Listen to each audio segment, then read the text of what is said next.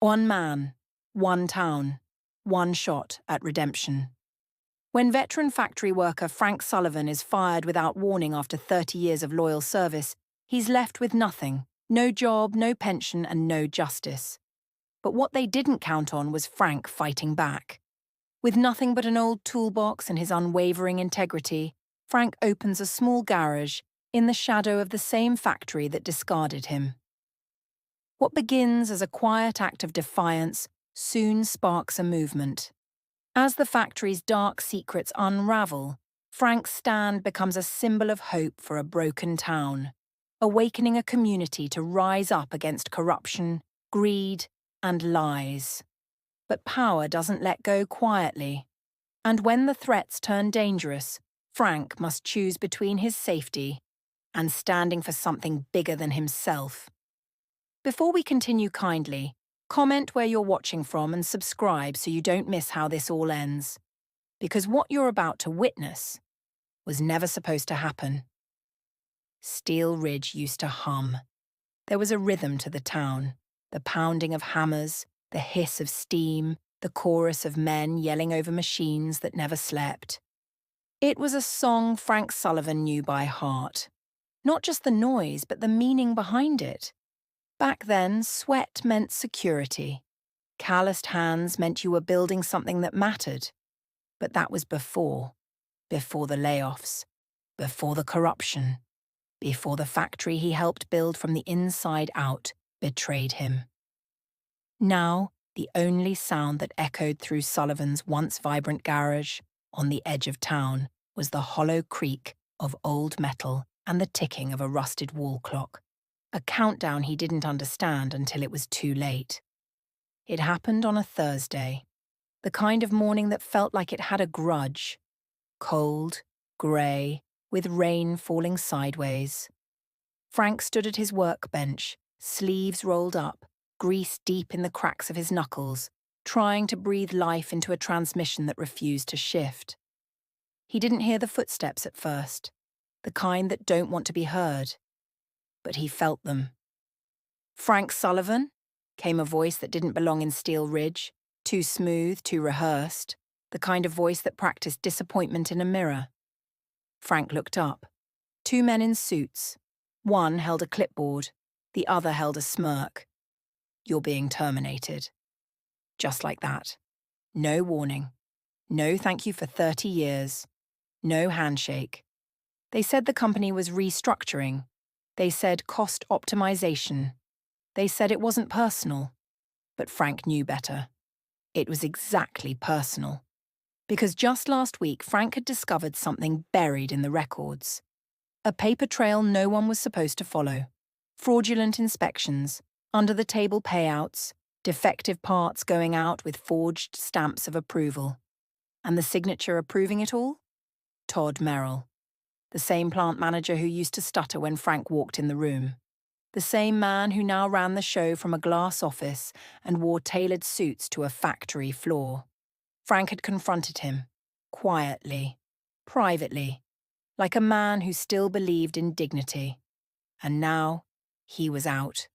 Not just out of a job, out of the only life he'd ever known. The two suits left as fast as they came. The door slammed shut behind them like a coffin lid. Frank stood in the silence, the weight of 30 years pressing on his chest. But something else stirred too. Not just anger, not even revenge. Conviction. If the system was broken, he'd rebuild it. If they silenced him, he'd speak louder. If they stole his name, he'd earn it back. But not through violence, not through chaos, through truth and torque wrenches. Because in Steel Ridge there were still people who remembered what real work looked like, and they were about to need someone honest enough and stubborn enough to remind them. Frank Sullivan wasn't done yet. He was just getting started. The rain hadn't stopped in 3 days.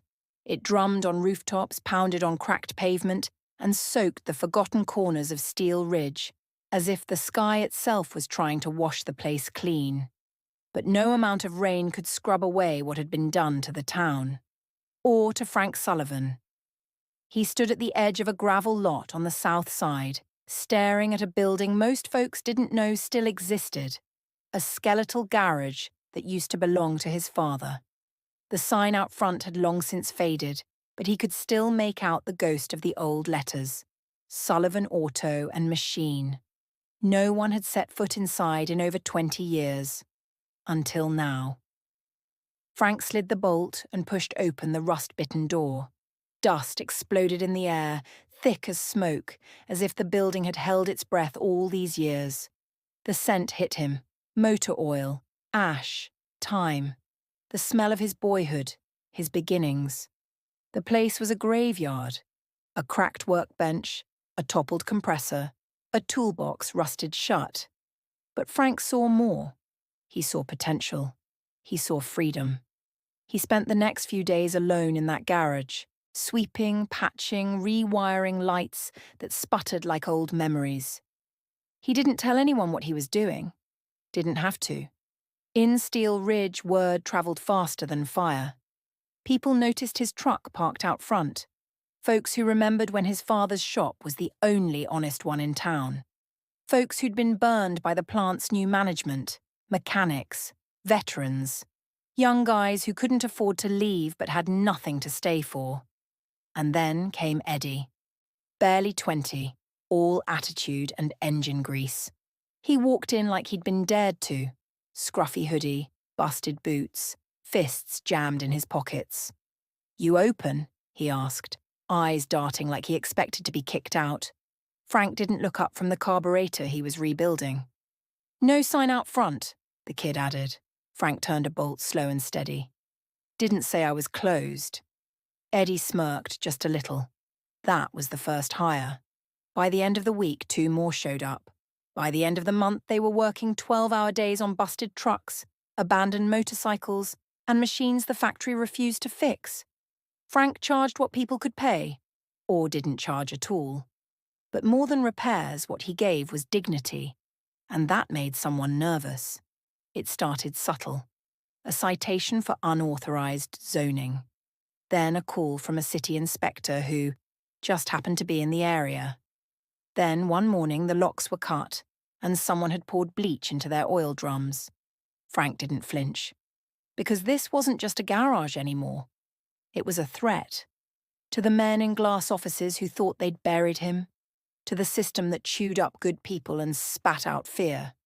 To the lie that said if you kept your head down, you'd be safe. Frank had kept his head down once. Never again. That night he sat on the shop floor, lit only by the hum of a drop light and the flicker of a space heater. Eddie was asleep in the back, using a stack of tires as a pillow. Frank opened the manila folder he'd kept hidden under the passenger seat of his truck, the one with the plant records. Dates, names, falsified tests, corners cut. One report showed defective brake lines shipped out under Merrill's signature. The same lines later linked to a fatal crash just outside of town. No one was ever held responsible. But Frank still had the evidence. And now he had a reason.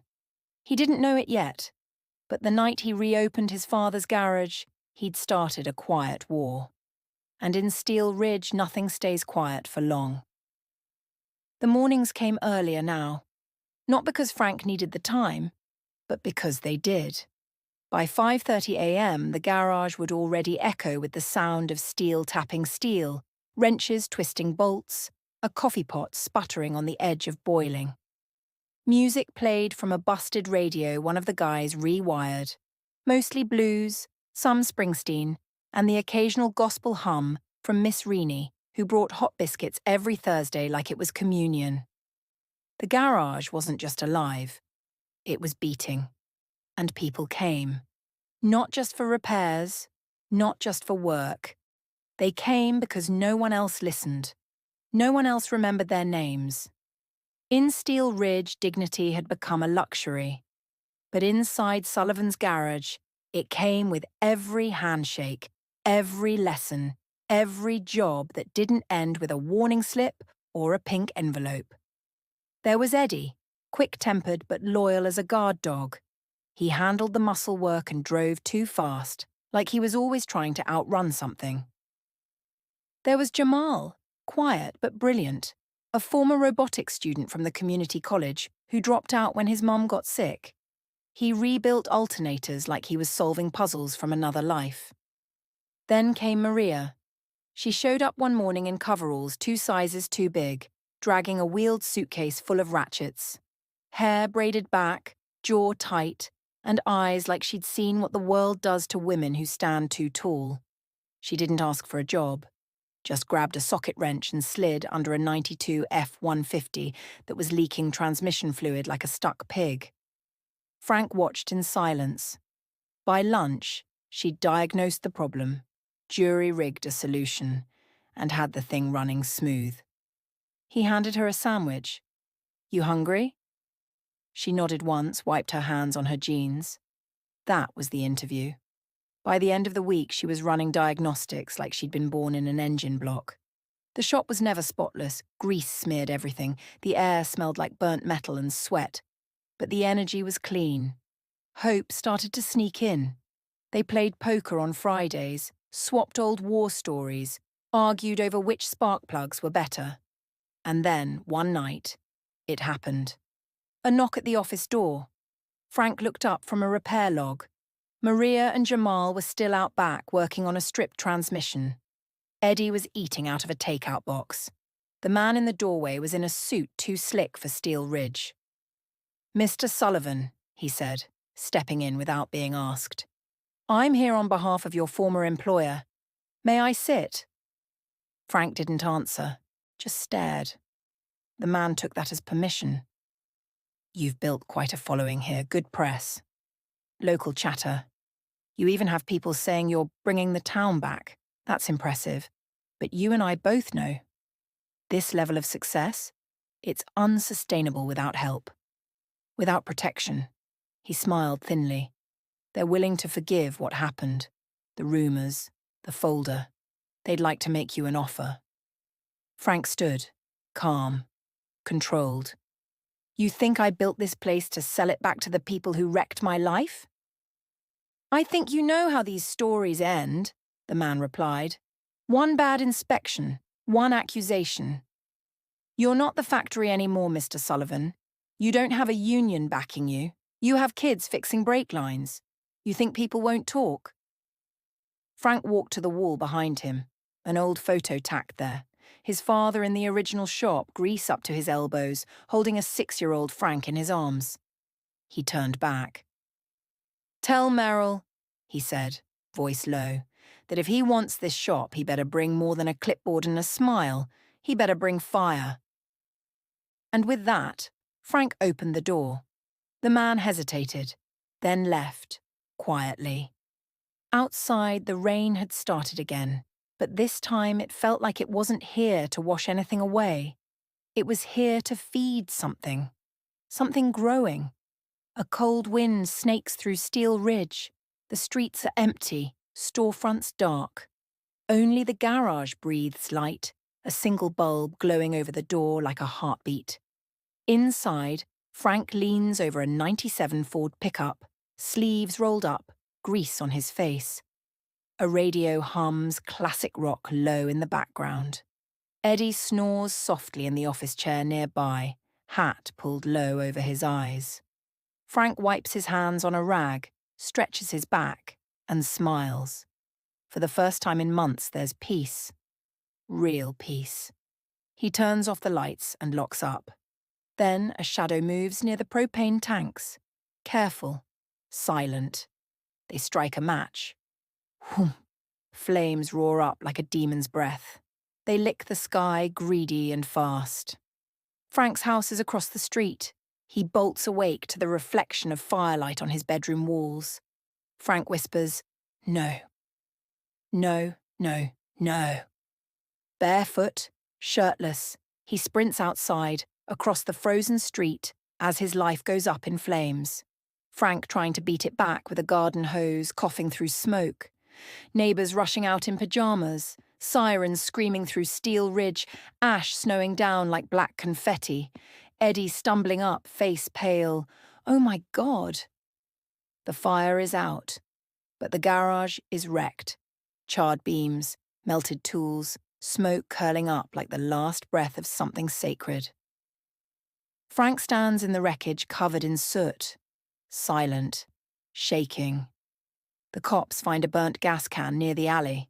Someone wanted this place gone. This wasn't an accident.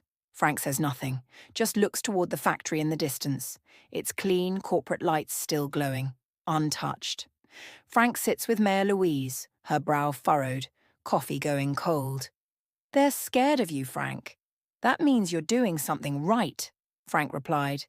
"If this is what right looks like," pauses, "I can't rebuild this alone." "You won't have to," said Mayor Louise. A handwritten sign, "Rebuilding Sullivan's Garage. Volunteers welcome." Dozens show up. Old men, teenagers, mums, veterans, a few ex-factory workers. They bring lumber, nails, food. Some just bring their hands. Eddie shows up last, guilt heavy in his eyes. "I know I've let you down before, but I'm here now." Frank nods, jaw tight. Frank stands alone under the skeleton of what once was. In his hand, the singed photo of his father that used to hang on the office wall. The fire took everything, except his name, except his fight. He nails it to the beam above the new doorway. "They thought they could bury me in flames, but fire only tempers steel. The town is in a frenzy. Word has spread like wildfire, and the locals are rallying behind Frank." Small businesses are beginning to open their doors, the once empty streets are filled with life, and the collective spirit of the community is palpable. Frank stands in front of his garage, looking out at the changes around him. His crew is hard at work, but they all share the same look. This is more than just a job now. It's a movement. Greg is watching the footage of Frank's growing influence. His expression is one of barely contained fury. His grip tightens around a glass of whiskey. "This can't keep happening. We need to silence him."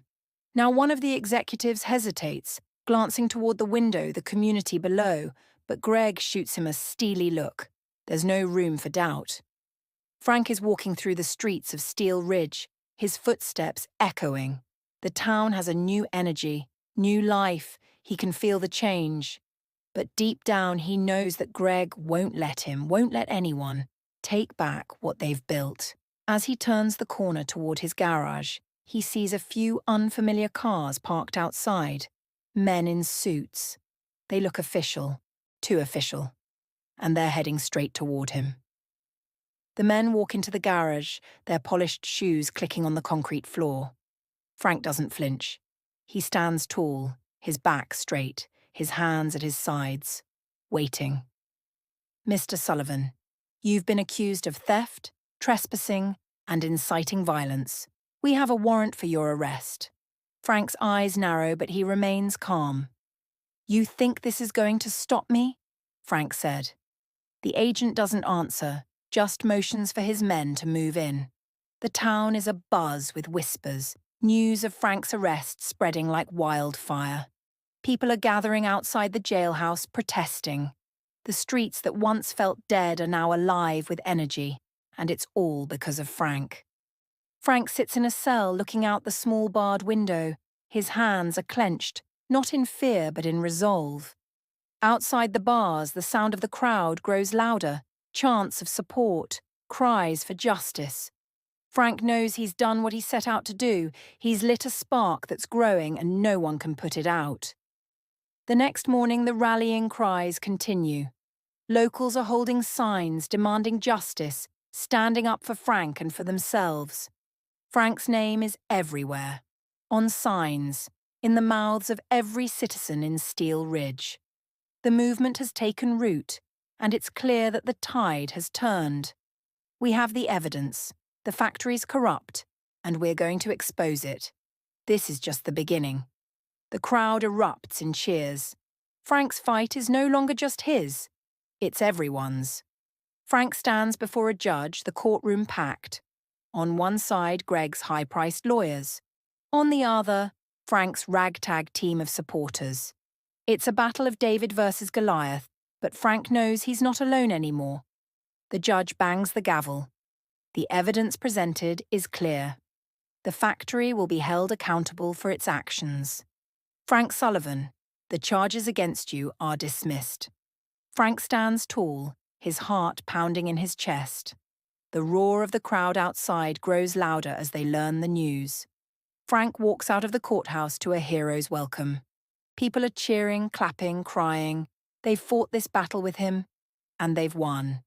The factory may still stand, but it's no longer in control. Frank's victory is the town's victory. Frank looks over his garage, now thriving. The garage isn't just a place of business anymore, it's the heart of the community. His workers come in and out, but there's a new energy among them. They are building something that can't be broken, something that's bigger than just cars. It's a future. Frank's gaze shifts to the old factory in the distance, no longer looming like it once did. His victory isn't just about taking down the factory. It's about rebuilding his town, his life, and his dignity. He nods to himself. The fight was never just about one man. It was about everyone. Frank's story isn't just his. It's every working person who's been cast aside and counted out. So if you believe in standing up, even when it costs everything, like, share, and tell someone, the fight's not over.